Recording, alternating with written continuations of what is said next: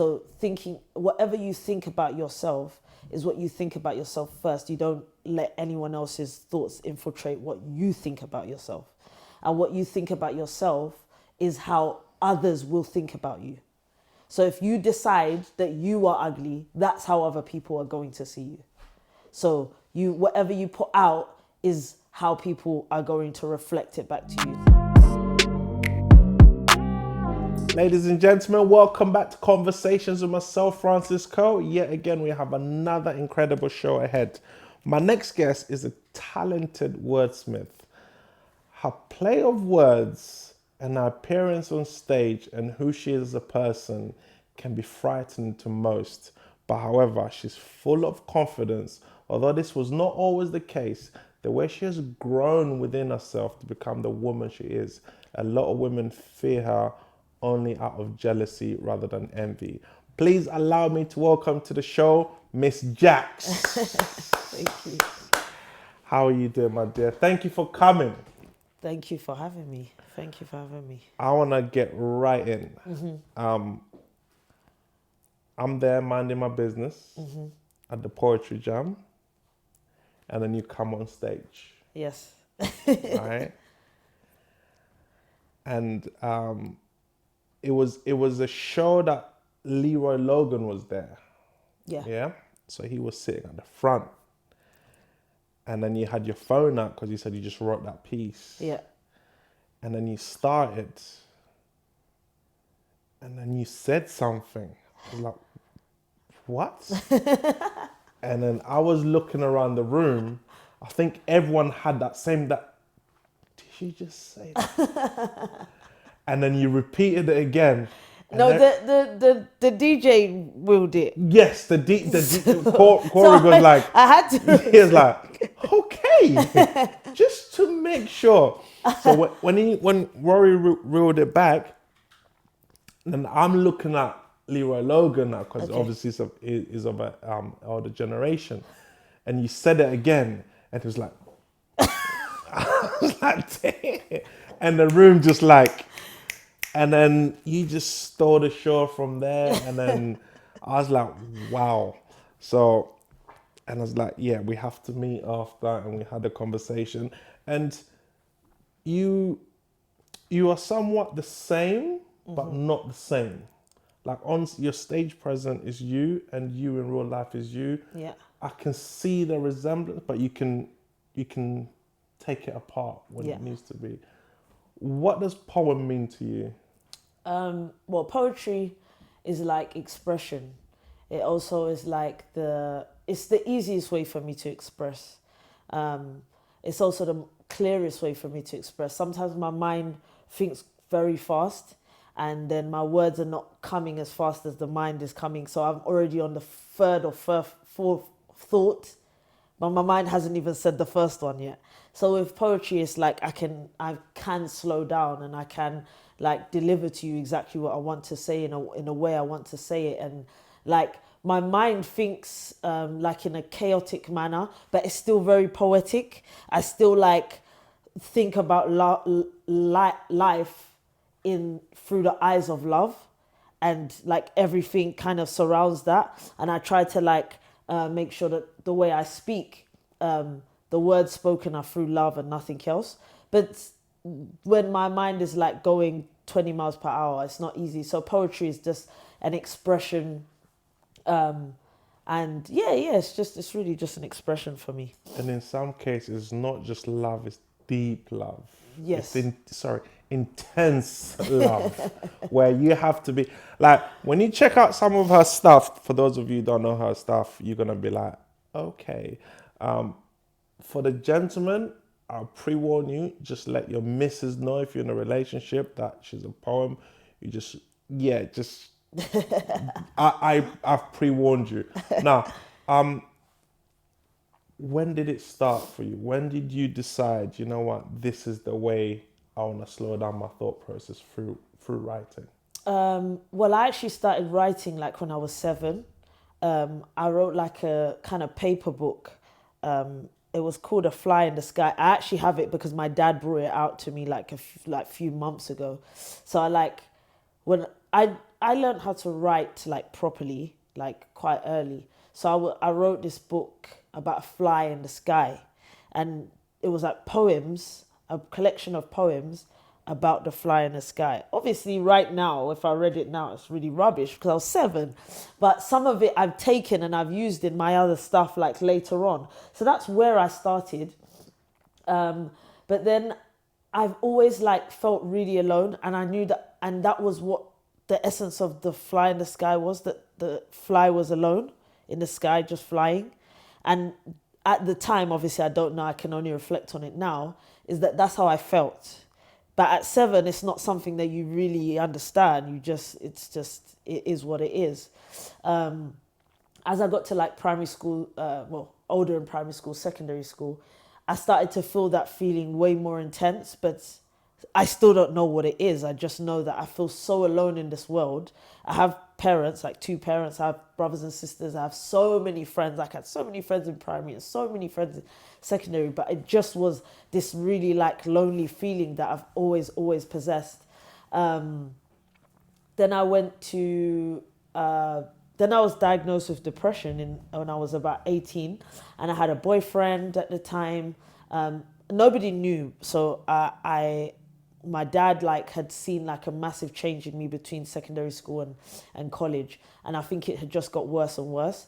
I started getting excluded towards the end of secondary school, and I still had a lot of friends. Then he went to the doctors to say, oh, like my daughter, I think there's something wrong with her. Please, can you speak to her because she's not speaking? The doctor called me, and like if you think like a GP is really hard to get an appointment with, like so hard. So I was like, I didn't understand why a GP would call me to make an appointment. Like I didn't call them, but I said, okay, just might as well to make something come then. So when I went to the appointment, I was like, he told me, oh, your dad is like worried that something is wrong, blah, blah, blah. And still at the time, I wasn't really like, it wasn't there for me, like what is actually wrong. I knew there was, but I just didn't know what it's called and all of these kind of things. Then I went to university and I hated it, and I still went through it. I dropped out of the first university, I dropped out of the second university, and I studied. Then I changed the course. I thought maybe it's the course, I don't know what it is. Then I changed to writing. So I studied writing at London Met for the 3 years. And again, like I didn't revise, I didn't read a book, I didn't do any, like I used to like go in maybe like once every like 2 weeks, stuff like that. But I was really becoming really recluse. So I was like getting worse and worse, but I was still in university. And then the experience of university and in that course was weird because it was like everyone's from like Kensington, Chelsea, Westminster. And so are the teachers. And then I'm just from East London, and I don't really have any of these kind of like this background of like, you know, the class background, while the teachers understood the students because they're all similar. Same world. Yeah. Yeah. So when I'm performing my work, I wasn't getting the feedback that they were getting. Like one of the guys, he made a piece about like Jesus was at the bar, and then a guy came and sat next to him, and Jesus started sucking his, and that was the piece. And everyone was like, wow, like that was amazing. And I'm sitting there like, what the hell is this? This is rubbish and stupid. And it's like, this is not, you know, this is not right. But because they're from the same world, it was making sense. Banter. Yeah. But I'm not. So like anything I wrote, they just didn't get. And then on top of that, we had to always like copy styles. So any poet that's before us or writer that's before us, the whole course was to copy their style and write something, you know, in their style. And I just could never do it. Like to me at the time, I just didn't understand how to copy someone. I've never done that in life. I've always just been alone and doing my own thing and doing this how I want to do it. And then in university, you're like, copy. And I've always been like a rebel, a rebel of copying. So it just didn't make sense. Anyway, from university, I finished, I passed with minimal work. Like I'm saying, I did nothing and I passed. And then a few years later, after the confidence started growing, then I wrote a book. I had a blog. and that blog started spreading like worldwide, and people started messaging me like they resonate with what I'm saying, and like depression is real, blah blah blah, and all of these stuff. And then I thought, well, actually, the writing is not that bad if other people from everywhere else like it. Maybe in university they didn't like it, and the teachers didn't give me like the praise that I may have needed at the time. So I wasn't confident in the writing. So I kept all of that to myself. So all of my writing from then till like just after university, no one had seen, no one had heard, it was just myself. And then of course the pieces that I wrote for the classes, but that's it. So then I just put it on the blog, and it was just myself. It was just therapy. It was just for myself. But as when you're on a blog, it still can spread to other people. And then I started advertising on Facebook, just only Facebook, like Facebook groups, etc. And then it just started spreading. And then from there, I thought, let me write a book, because I realized that online people can steal your work. So I was like, yeah, let me stop that. And then, so that's the journey of writing. So let's go back to the point where you said you felt alone. Looking back, what was that like? How did you, because you wasn't aware of it at the time. Yeah. And I asked this because a lot of people probably go through that now. Yeah. And maybe if you can try, so maybe it was that, maybe some people can identify that. And the fact that your dad was so creative to get in contact with the GP, to call you, to get that booking for you to see him, I'm sure that's what probably things start making sense to you. I think that we missed the little steps. What would you say was like for you, if you can think back? I think like now it was a number of things. Like I know a lot of people claim to be like very different, but no one really knows what different is, because if everyone's different, then we're all the same. Bars. But then, for me, I felt like a physical presence of being very different to everyone else. Like I was thinking about things that like just didn't, like, it just wasn't for my age of thinking.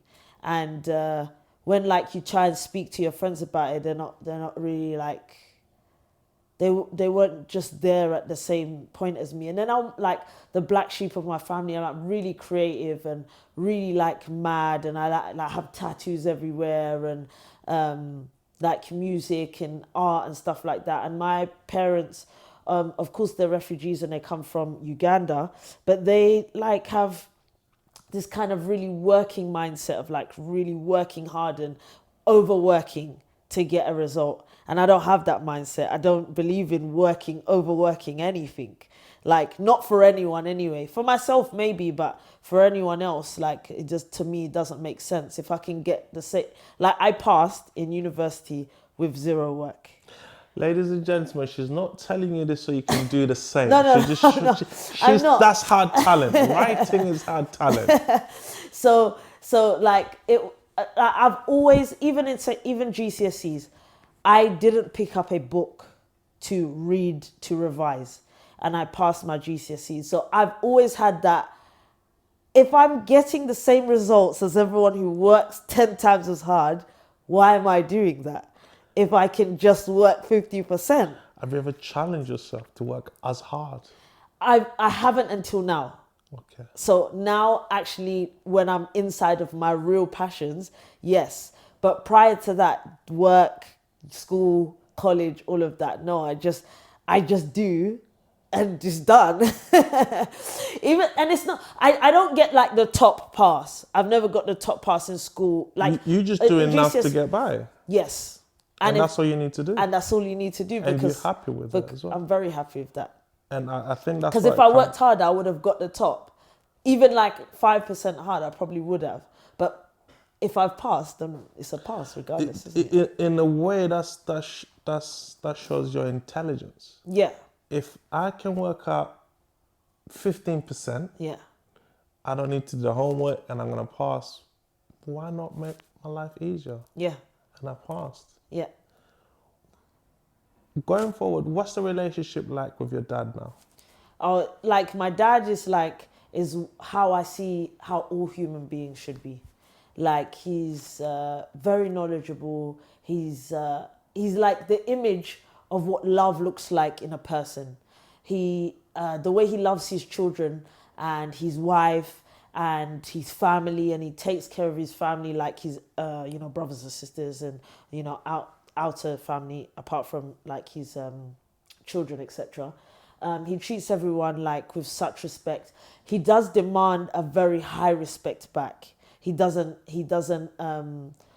settle for any kind of like any less of what he deserves in terms of respect, because he gives respect to everyone and love to everyone. So he's like the top of his family, the eldest in his family now, and the person who was taking care of everyone at one point when he was flying. So it's mine and my dad's relationship is like very, very strong. I'm like the copy of him, but more funny, and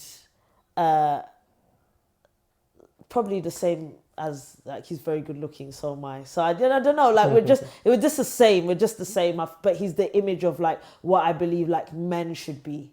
So yeah. That's amazing. Yeah. Have you read him that poem? No. Okay. but he's listened to it. So what he does, he knows. He's heard that poem. Yeah, so he knows when I have releases and stuff, or like So I have he's heard that poem. Yeah, but not from me. So he Have goes. you had that He goes on conversation? YouTube and he goes to listen to it himself. Have you had No, that? no. Like, Are you gonna have Dad? Let's leave that poem alone. No, that's amazing. Let's touch back to school. So you feel alone, but you know you're highly intelligent. yeah. You're unsure if you belong in this era. Or with these people, Or with or these where people. I am, or anything. What were other students like towards you? Because it sounds like you didn't even make an effort to. Did you make an effort to understand the people you were with, or you just left them to it? No, I made an effort with like my friends and stuff like that. I had a lot of friends, but I also had a lot of people who just really hated me for no reason. So it was like, and those were the ones that were bullying me.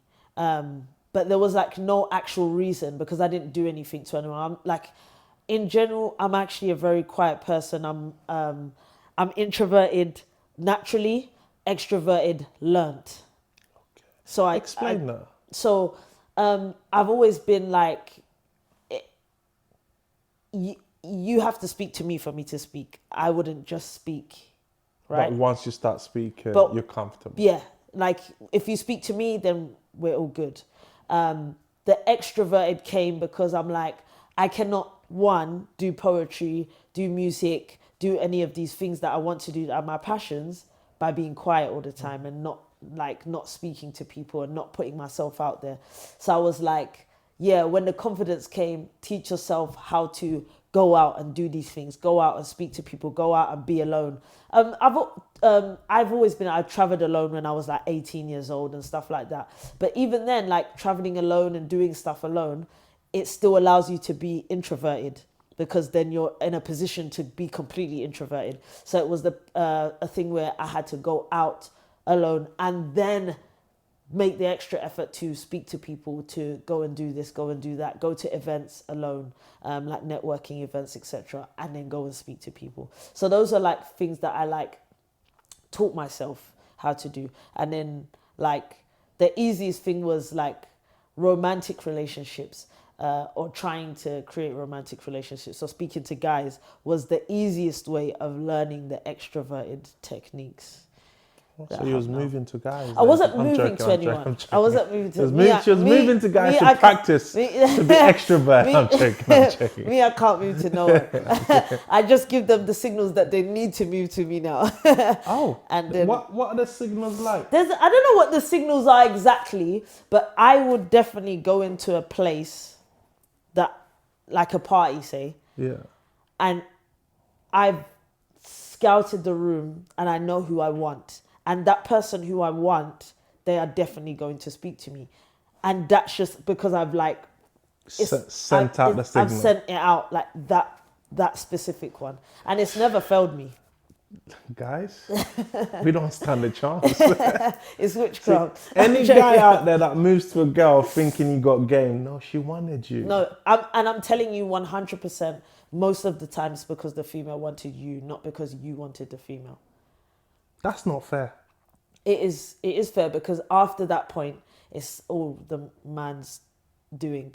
Okay. It's just Fair the enough. initial. Well, I'm not expert in that realm. Let's leave that. So, going back, how did you deal with being bullied back then? And a lot of your pieces now, is there a lot of that in it now? So I've moved away from the pieces about bullying, kind of.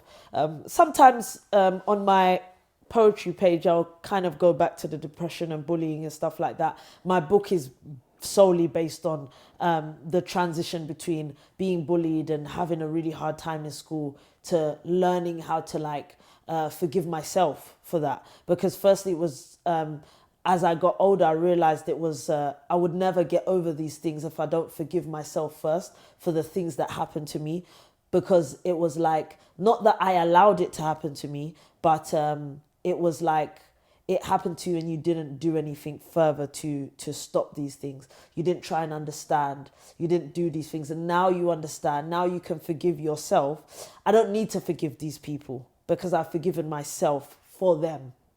Wow. You know, so now if I see them, like I said, I've seen quite a few of them. Some of them try to add me on Facebook. That one, no, we don't add people like that on Facebook. But if they see me and they say hi, I'll say hi, but that's about it.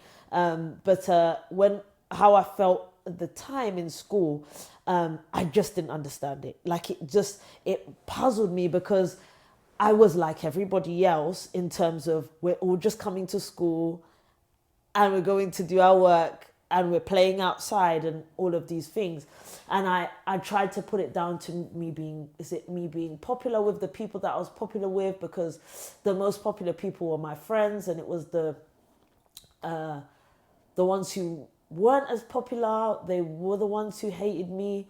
But I used to get punched and just weird things that used to punch me. So I used to wear two jumpers. So you have the school jumper that you had to wear, and then I used to have a jumper inside, like a crew neck. So I'd put a crew neck inside there, and then I'd put a hoodie on top. And then I would get a note from my dad to say something about I'm too cold, so I can't take the jumper off. I would wear 3 jumpers in the summer because I to absorb the punches. Yeah. So the whole summer I would wear it, the whole time. I would never take them off. And so that was survival. What about teachers? Were they not aware of it? They were only aware until my dad came to the school and started saying my daughter's being beaten up and no one is doing anything. So I got moved class. Then I was moved class to another class. And weirdly, the other class, before I got there, the girls in the class created a petition to say they don't want me in the class. Oh. And I was like, I don't even know you girls. So it's just weird. Do you know why? Because when you're walking through the playground, yeah, you're sending out all the signals to the boys, and all the boys are gravitating to you. I didn't have those signals then. Those times that's I didn't what have you those think. signals. You think you didn't have those signals. Those times I definitely didn't have it. Everyone called me ugly in school, so I know I didn't have those signals. No one liked me. I didn't have any anyone who fancied me, anything like that. So I couldn't even put it down to that. Unless now I know they're lying. I was definitely not ugly. What the hell? But at the time, I was convinced that I was the ugliest person in the school because it was every day. And then we used to have science, maths, English. You have your books and you leave it in class, in the tray. Everyone's book is there. I used to come back and I'd have my book is ripped and it says ugly or you man or some rubbish like that. On all the books, my diary, everything or inside the book sometimes. So it was somebody consistently, 1 or 2 or 3 or 4 people were doing this. So you think that also led to you going into depression and not understanding, because at the same time you must be thinking, what's wrong with me? Yeah. So it was I'm not understanding what is actually wrong with me. What have I done to these people? What is it about me that is affecting them so much that they need to do this so much for no reason? Like just a normal day. We're sitting in science. Next thing, bam, straight to the back. I'm like, what the hell is morning? It's 9 a.m. Why are you so angry? So it's like, those are the kind of things that I guess would have led to that type of depression. And then as you get older, you want to be desired, and I wasn't. And I wasn't understanding, like, I went to look at like models and people who like were desired at the time, and like the being dark skinned again for everyone was difficult who was dark skinned. Back then. Yeah, back then. Now we're in fashion. Yeah, big fashion. Yeah. Thanks to Stormzy. Stormzy helped. Big fashion. But no, it's Instagram that done that. Yeah. Instagram, I'm a fan. It's Instagram that done that. It's the Instagram aesthetics of black and white. Okay. And then the really dark-skinned models or the really dark-skinned girls against white backgrounds was aesthetics. And that's when it became more fashionable, I think. But yeah, it was like really difficult for boys and girls of dark skin, the dark skin complexion, sorry. Especially Africans. It was Yes. harder for us Africans. Yes, yeah. Dean Webber, I remember you used to call me a boo-boo. I remember you. No, we're good now. Dean Webber, I forgive you.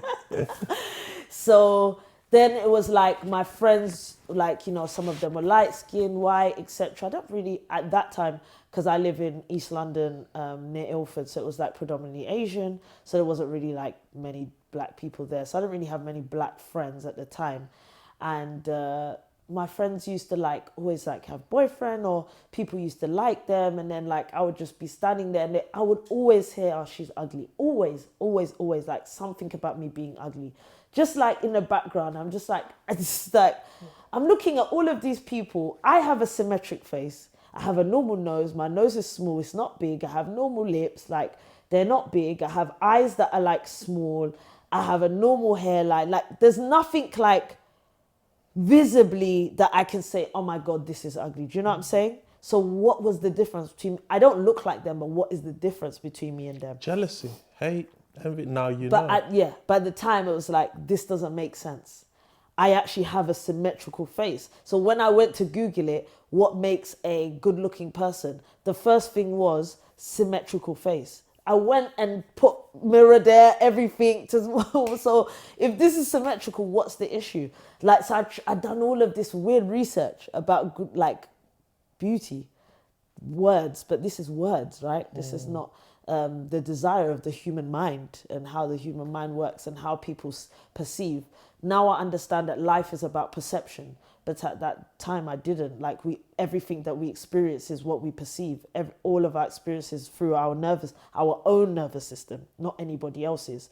So our nervous system, including what we see, etc. So I'm like, okay, cool. Now I get it. But at the time, it just really bothered me. And when we used to go out with my friends, everyone get moved to, everyone get somebody, and like, I hear again, oh, she's ugly. Or if they said their friends, oh, she's ugly now. I'm just like, this is ridiculous now. So that just got worse. But then I had a boyfriend when I was in college, all the way up until I finished university. But even he said that I was ugly. So it was like, my own boyfriend said it, and it was like, okay, so this is like, then true, innit? It's like, it is what it is. So it was like, Wow. yeah, I wasn't his type. The reason why he got together with me in the first place, actually, I don't know.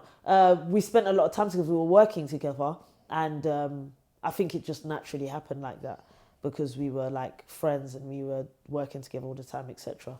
But not because I was his type or anything like that. And I was really good to him. I was really nice to him. Like, I'd done everything for him and all of those kind of All things. his homework, he passed because of you. Shame on you. No, we're friends now, so it's not shame. Oh, We're really cool. What's actually scary and sad? Everything you described that you went through, it still goes on today. Yeah. What advice would you give to the child, B, to the parents, and C, to the teachers? Yeah. I think for the children is because I do this in the schools all the time, is I put up like a quote for them every Monday about having their own thoughts about themselves first. So thinking, whatever you think about yourself is what you think about yourself first. You don't let anyone else's thoughts infiltrate what you think about yourself. And what you think about yourself is how others will think about you. So if you decide that you are ugly, that's how other people are going to see you. So whatever you put out is how people are going to reflect it back to you. So I will always I would tell the young kids to put whatever thoughts they have about themselves in a positive light and give it to people. And if people, even if people try to say, well, this is not, well, I'm giving you this. I am beautiful. You cannot, I'm telling you, so you tell it back to me. Do you get it? Yeah. That's just how it's going to work. And that's it's kind of like forceful. For me, it's by force, because even though your eyes are seeing me, I'm telling you what your eyes are going to see. So that's for the young people. For the parents, I would say just be vigilant, because the social media world creates a lot of pressure, and other people create pressure. And then when boys and girls start to grow and they start to fancy each other and stuff like that, it can be very detrimental to their confidence. Especially when one, I fancy this one, but this one doesn't fancy me, etc. It gets worse and worse for them and their confidence as they grow. So it's just being more vigilant. And I would have asked my parents at the time if I could go back just to reassure me. It's just to be reassuring. All of my friends, I know that they reassure their children. You're beautiful. You're amazing. Your dark skin is beautiful, etc., etc. And just to keep reiterating that to your children. I think that's everything starts from home. And although at some point you're just like, oh, it's my mom saying it, it's my dad saying it, but it's important to hear it. I didn't hear it. And that was the problem, is that I didn't hear the opposite. All I heard was the bad and the bad and the bad and the bad. I didn't hear the opposite ever. So it was so then it must be true, because nobody is telling me the opposite.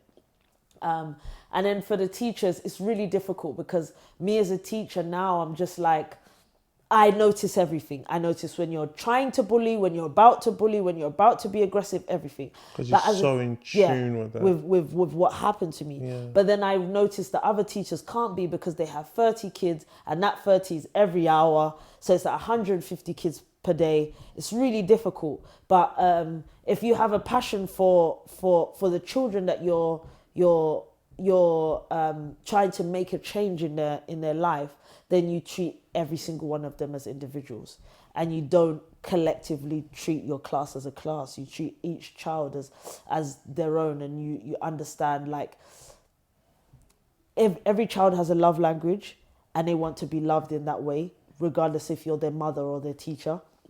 And you have to have barriers as a teacher, but sometimes you use your discretion to give the child the love that they need. So if a child, I know it's okay, a male teacher wouldn't necessarily hug a female child. Yeah, so those things are difficult. But me as a female teacher, it's more acceptable for me to hug a female child. Maybe you shouldn't do it. I don't know, it's a bit up and down. But when they hug me, I don't resist, because that is the love language that they need at that time, at that moment. If I reject them, that's how they're going to see other people doing it. Or if you can't hug them, which you shouldn't, I don't think male teachers should hug female students for obvious reasons. You can do the basics. Just listen to them, speak to them. If you notice they're not putting their hands up, you can maybe ask them a question, maybe the easiest question to warm them up. Just before they leave. Or a question that they can answer. Exactly. Or before they leave, have a good week. Just the basics, very small things to make people comfortable. I think one of the things that the kids keep saying to me is that, Miss, you even though there's everyone else, you listen to what we're saying, and you care about what we're saying. And I'm yeah, because I know exactly what it feels like when nobody is listening, or you feel like nobody's listening. And so it's that's one of the most important things for me, is that each child feels like they have been heard by me specifically. And then once you have that barrier gone, they're much more easy to handle when they're in the state of difficulty, etc. Because you got that rapport, you got that relationship, that respect. Credit to you for going through what you went through, seeing it with flying colours. being where you are now, going back into schools, giving back. Let's move forward to, so you discover your love for writing. Yes. You pass with flying colours by, 1 second, sorry.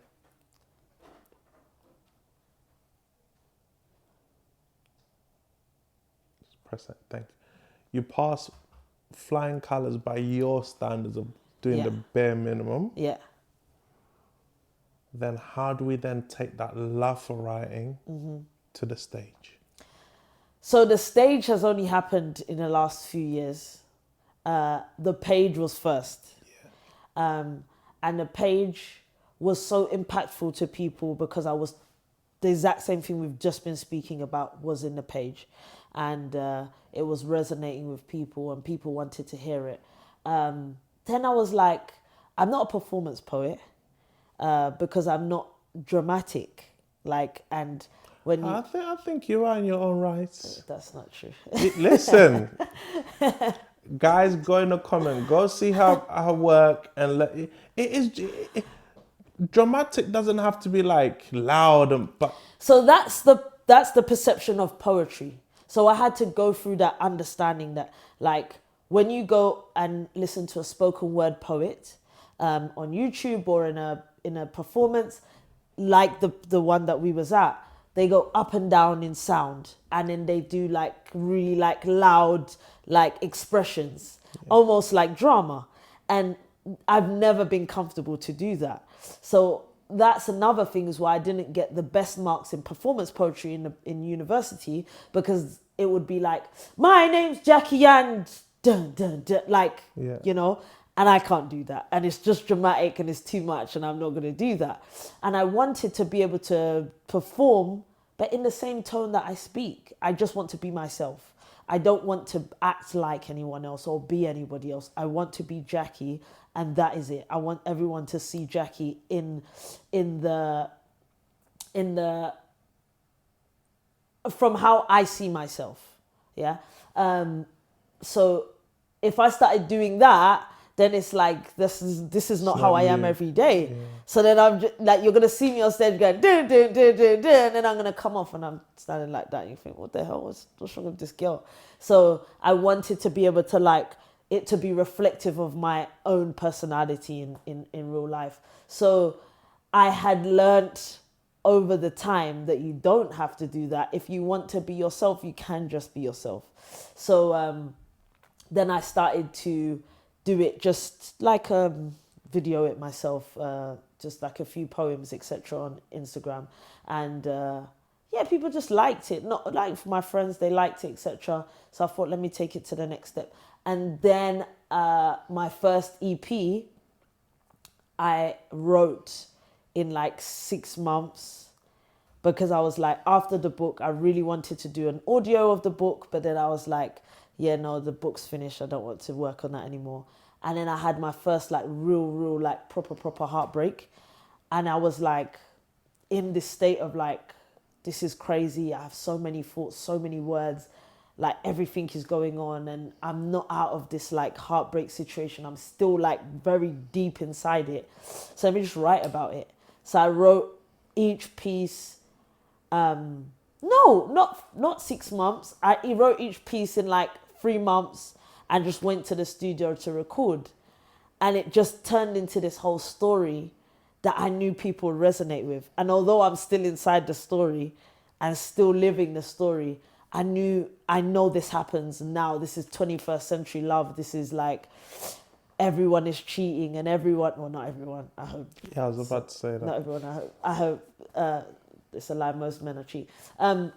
But and women? Not most women, most men, and maybe 5% of women.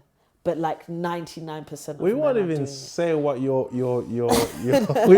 we won't even say what you said off camera. But why women cheat. We'll just leave that alone. Ladies and gentlemen, it's mad. But so I was in a situation where I was with somebody who was with somebody else and somebody else and somebody else. Oh. So they were with like 3 different people at the same time, and all of us believed we were only one. Wow. So it was like, but then I still really saw really good in him. Like, and so that's what the EP starts with, what I really see really good in him. But how the relationship became, Changed. like, it changed because of the dynamic of what he had forced, not just myself, but I'm only talking about myself in the thing, but forced me into, because you didn't need to add me to your roster. I didn't need to be added. Technically, if we go by your theory, you added yourself. No. He didn't approach you unless you wanted him to. No, so... If we go by your theory. No, so I met him before I was, like, there. Okay. Do you know what I'm saying? So no, so that's not. So I met him before I was like confident 100%, and he approached me out, and it was actually started as friendship. Okay. We actually started a friendship. It wasn't like a romantic, but as the friendship grew, the romance grew, and he wasn't honest about his situation, etc. But I mean, like, so yeah, I wrote about it, and it was so emotional. But the wordplay, like, I just knew I needed to release this. I knew it was like something that other people needed to hear. So many girls, like, go through this all the time. And so yeah, I released it, and like, people loved it. People loved the one that I performed the most.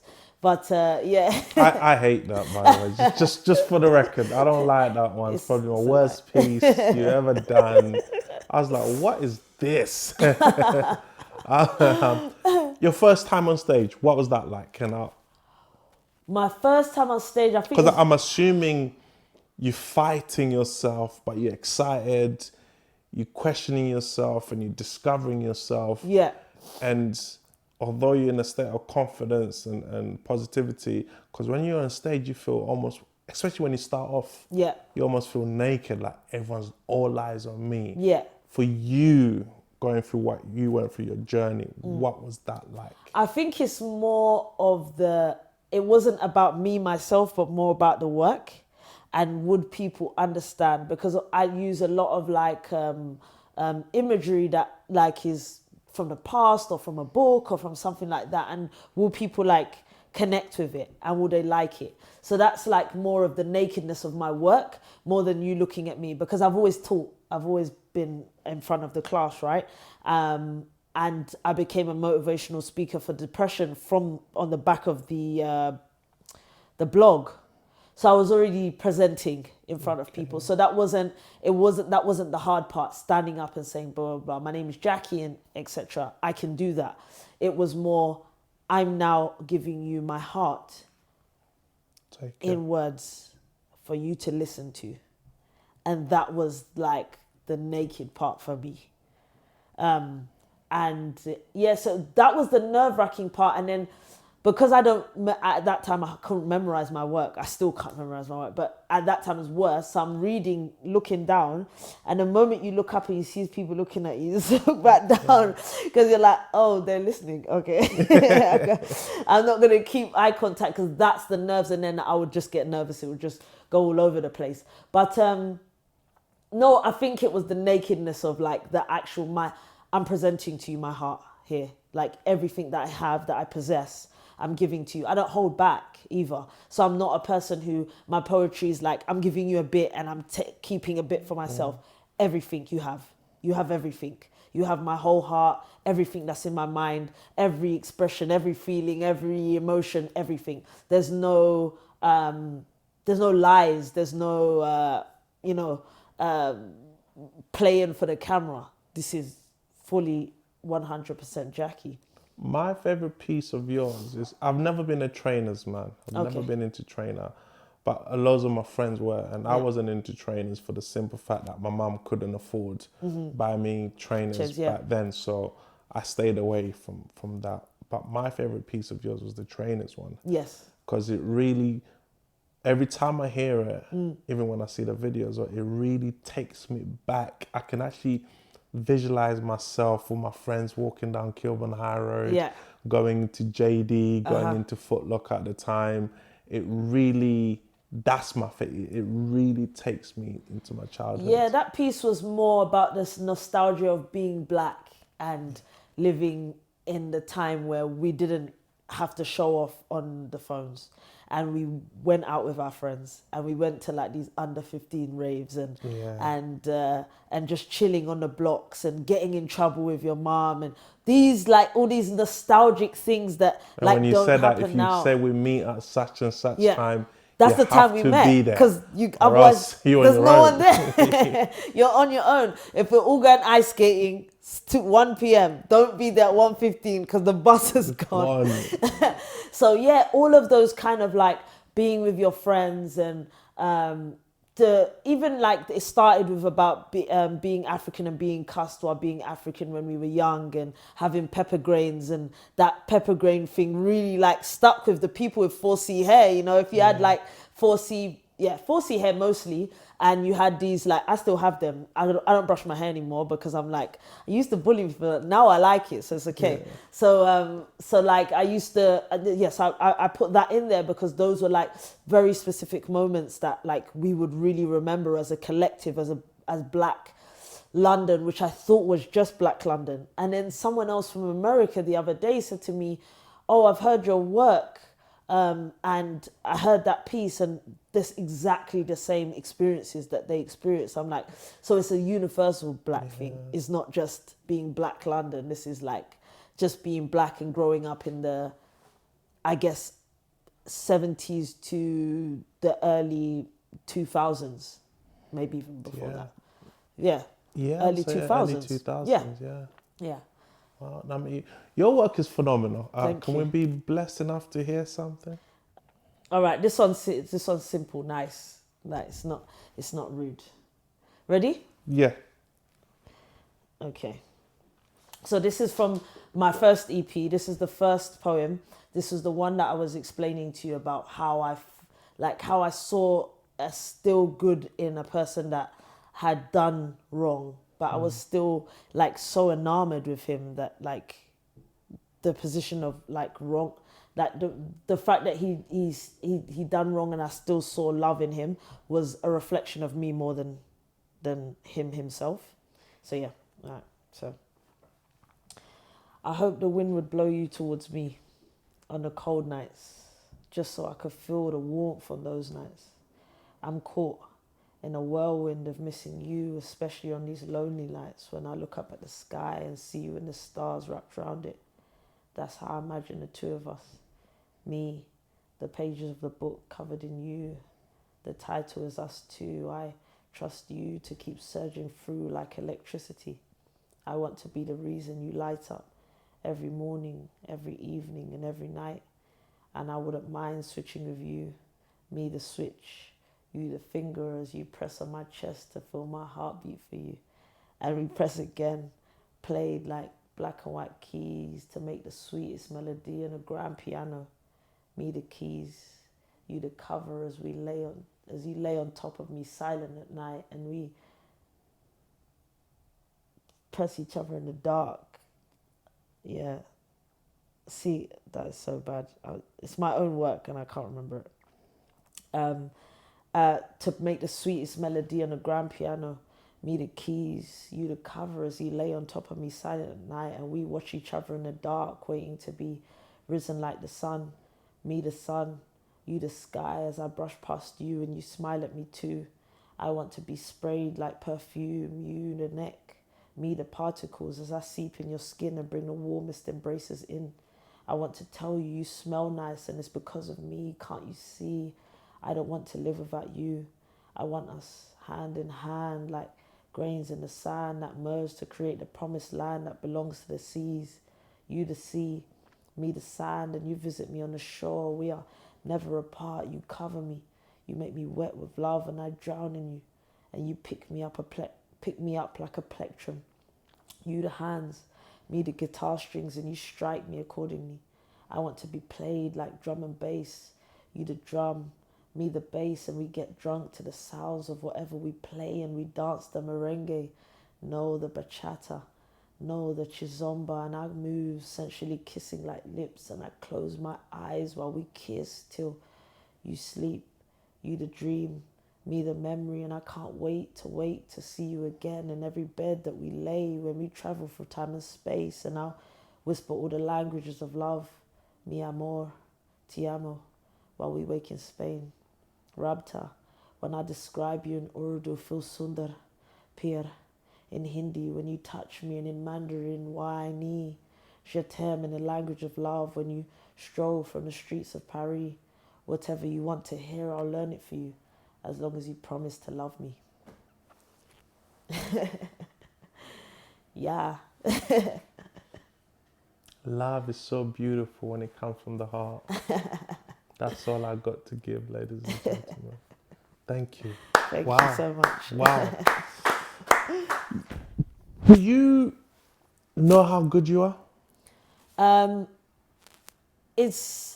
It doesn't, sometimes I sit there and think like maybe I should quit, because maybe this isn't just, like in my mind it sounds, I lose most of the words, right? Because I'm already there and I haven't written it.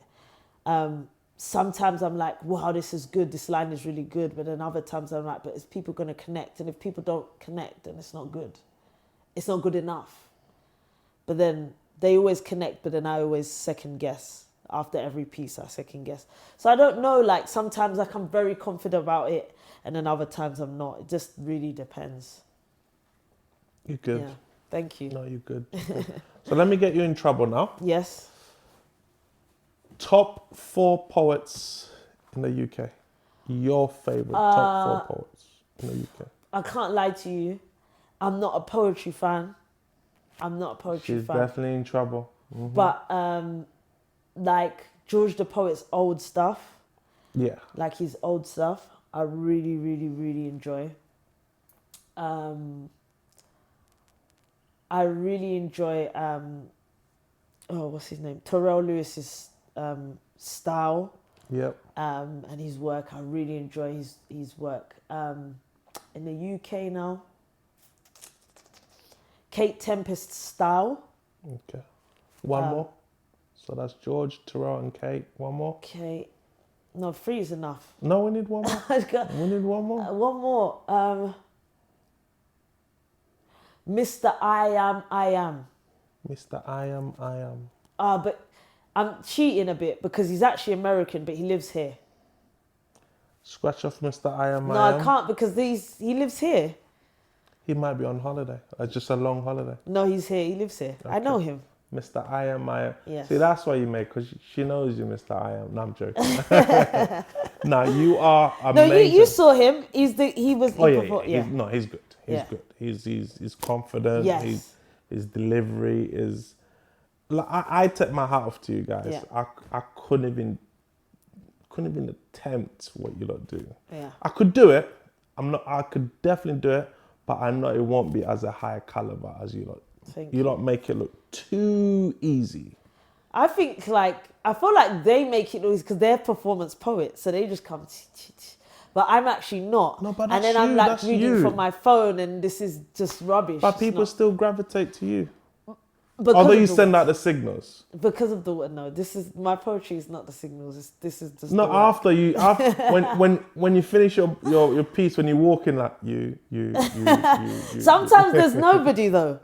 No, so it's impossible. Sometimes there's no one. Sometimes I don't even want to give out the signal. Sometimes I just want to be alone. No, which I understand, because you're there to work, after work. And remember, you live with it day in, day out. So you kind of want to break. Yeah. And for the fans out there, now, you got a good, growing, strong fan base, and, wishing you all the success that plus more. Yeah. So, what I want to ask... Mm-hmm.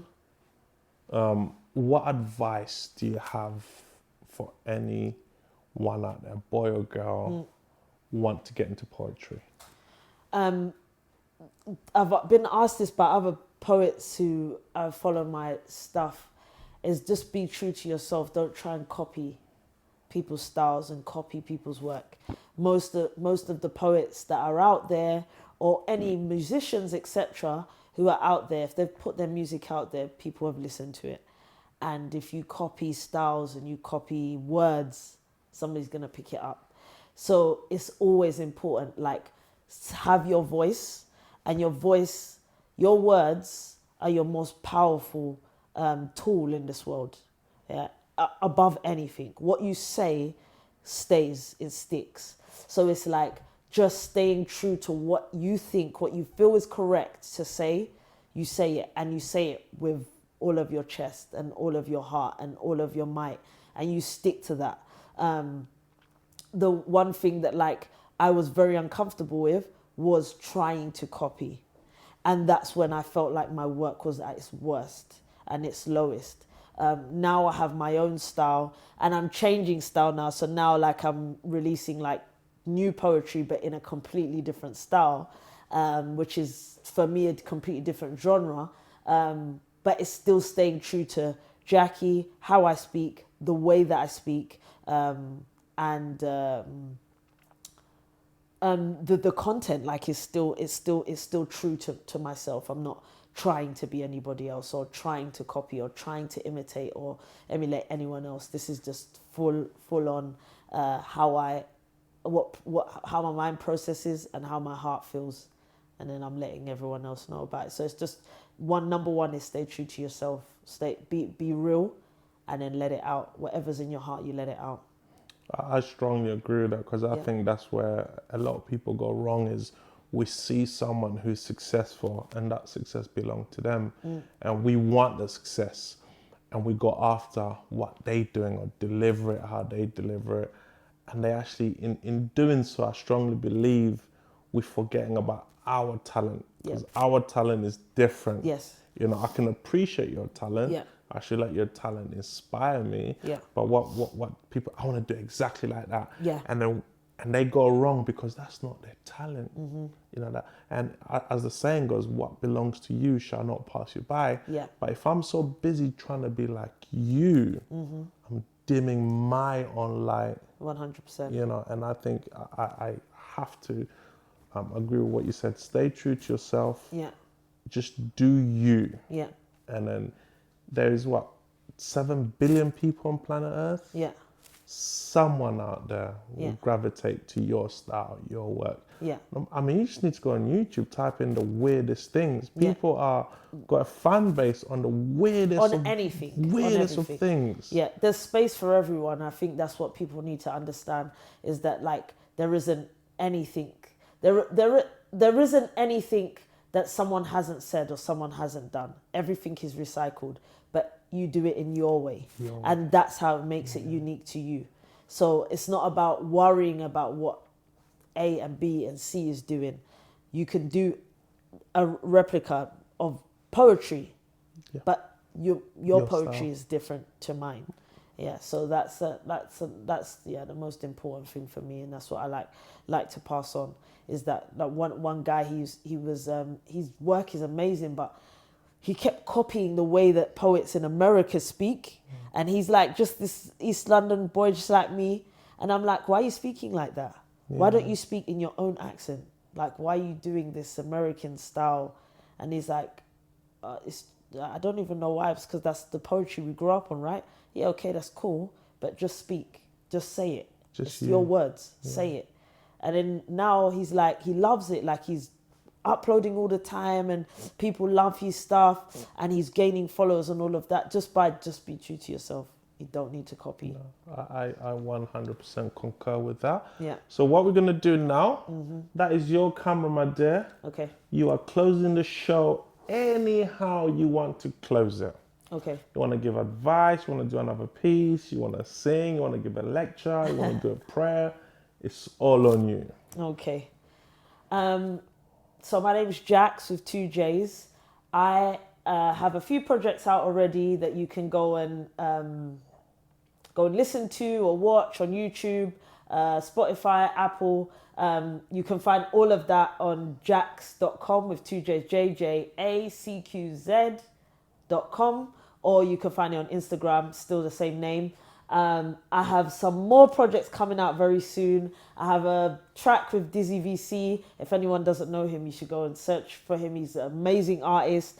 And yeah, so that's going to be my first single, which is completely away from storytelling. So all of my stuff is prior to now is storytelling. It's about like real life experiences and collective experiences that I've put together in story form. But now I'm moving a little bit away from that and trying to merge the world of music and poetry to create a more floetry vibe in an Afrobeat style, just because I love Afrobeats. So yeah, that's coming next, and I hope that you stay tuned. Ladies and gentlemen, there you have it. Stay true to yourself, doing what you believe in, and regardless what people try to enforce on you, as Jack said, it's all about what you enforce on them. Allow your thought be the dominant thoughts of your day. Impress your thoughts on others. Regardless what anyone thinks of you, all that truly matters is what you believe in yourself. And go out there and become the very best version of you. Till next time, love, peace, and happiness. Don't forget to like, share, comment, and subscribe. Thank you very much. Thank you. Yes.